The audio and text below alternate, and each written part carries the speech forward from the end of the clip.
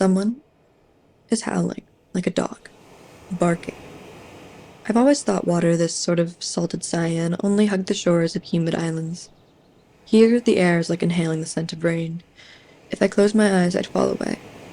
I almost do. Jerking back into awareness, I stumble a few steps. Back.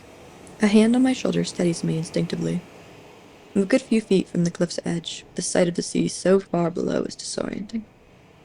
Up here, I feel incredibly large and deeply small. The cove with its little rocky islands, I could cradle them in my palms, like a snow globe, drenched all in blue. If I fell, I'd shrink on my way down, just a grain of sand swept out the tide. It's magic. I've never felt so young next to the trees back home. I'm a fraction of a second old, and I'll be gone in a few inches. I'm but a leaf in one season of these giants' millennia.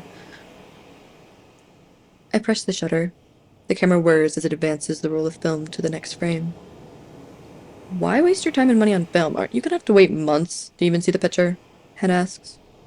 She's 17 and deeply impatient when it comes to the gratification of my artistic endeavors. I still haven't finished editing my short film she starred in last summer. Sometimes the 4 years between us feels like a curse. She's my best friend, and next year she goes off to college. It'll be my first year post-grad. One of us always going, the other returning. Summers feel especially sacred. I smile at her. It's funny how much more you know at 21 than 17. You'll see. It's always worth the wait. She rolls her eyes, takes a few photos on her phone before moving on down the trail. Time starts again. I try to savor the stillness before following. We bend gently at the knees, leaning back, fighting gravity as we wind downwards. The dirt is loose under my sneakers, the roots of the great trees slippery. I'm thinking about the air again. It's cool and open in a way I've never tasted. Like the relief after a headache dissipates and you can see clearly again. The green is different here. I want to steal it and stuff it down deep inside of me. Someone is barking again. I ask Hen if she hears it too. The dog? Yeah, I'd have to be deaf not to. She furrows her brow. Oh, a dog. I really thought it was a person barking. I avoid her gaze. Maybe she'll think I was kidding. She rolls her eyes, yet concern flickers across her face. She tosses a nervous laugh over her shoulder and hesitant dismissal as she turns back onto the path. Her heavy footfalls fade out into the trees. I return to the camera around my neck, searching for a composition that fills the gaps in the weeds behind my knees. Time settles back into stasis. So do I. The voices of the future cannot taunt me, or waken my fear of eternal isolation. The trees are here with me. I like being alone with them. I like that somewhere down the way Hen is alone with them too. But I know nothing good lives forever. Even the memories decay inside our skulls. I wish I was a tree, so I could sink my roots into every sound of her, form a bulbous scar over the wounds, and hold her to me forever like a salve on my soul. Something is happening. Yet, it's quiet, save the barking cries and the rasp of the waves against stone hundreds of feet below. It feels like standing at the end of the world. The world was actually just beginning, and there were only two sisters there to see it. Maybe they aren't seeing anything, not witnesses, but the witness. Is the world watching them end? Watching us converge into one point, pressing down on us with thousands of years of life, fossilizing us alongside the dinosaurs, alone, but together in our decomposition. The ground seems to fall out from under me. I feel sick. What is happening? Was the joint we smoked last night laced? Is it unearthing a deeply buried mental condition that's been slumbering inside me? Is it God? Is he speaking to me? But I know God isn't real. This is real. I've never felt more sure that I'm alive. Maybe this is the way it's supposed to be.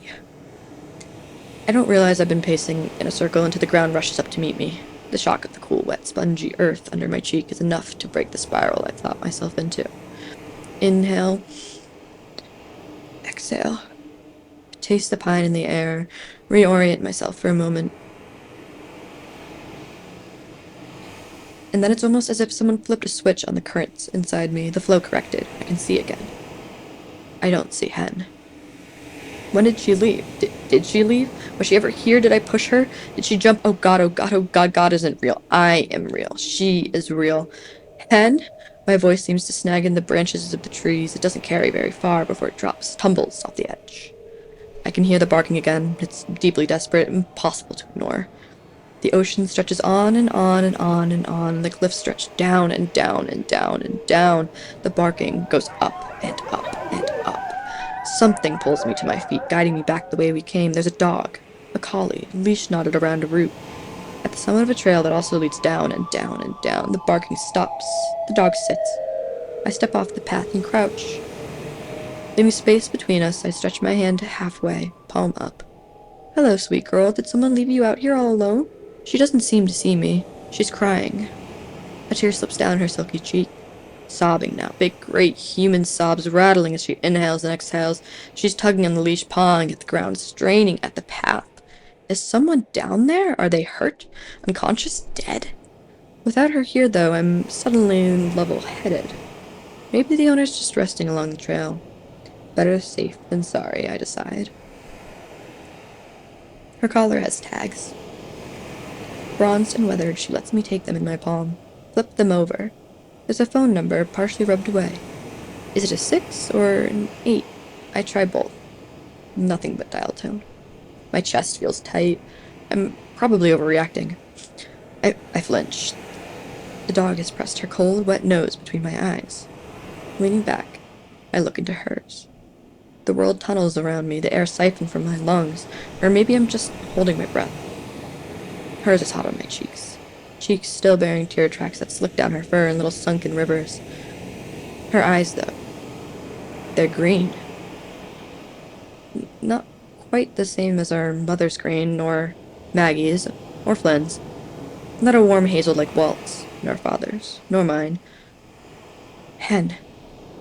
I fall back. It smells like rain. Someone is howling now, and someone else, a third, joins the chorus. The trees open their ears. It hurts. The rocks shush the waves. The horizon scolds the sun. Listen, listen, listen. Look, listen. Barking, begging, bellowing, baying at the moon that hasn't yet risen. I squeeze my eyes tight, press the heels of my hands deep into my sockets. Maybe if I can push them deep enough, it will stop. Maybe if I jump, the wind will take me far away from this place, this moment, this end. Is this what it feels like to ascend? Am I going to hell? God isn't real. I grasp my will to my face. It's mine, mine, mine, mine. Let me have it. I am made of the same stuff as the trees and the stone and the sky and the mud of the soul of my soul. I've never read the Bible, never said a prayer to anyone that made me. He is not my mother. I won't start now. There's no innate tug in my gut that insists I lay myself at his feet. This isn't that kind of story. This is real. She is real. She is mine. But maybe I'm not real, not hers. We end just as we began, begin as we end. I'm rocking, swaying, and raining down. I am everything, and I am soaked in it. I look up and up and up and up. The dog looks back. Hen looks back. Her tears carve down the rock face into the sea. Into me. I'm scared, she says, with her dog mouth and her dog tongue. I can only crash against the crags. Toss the stones smooth, sink the ships, foam at the shore of her sorrows, to say, jump. To whisper with my waves, I'll catch you.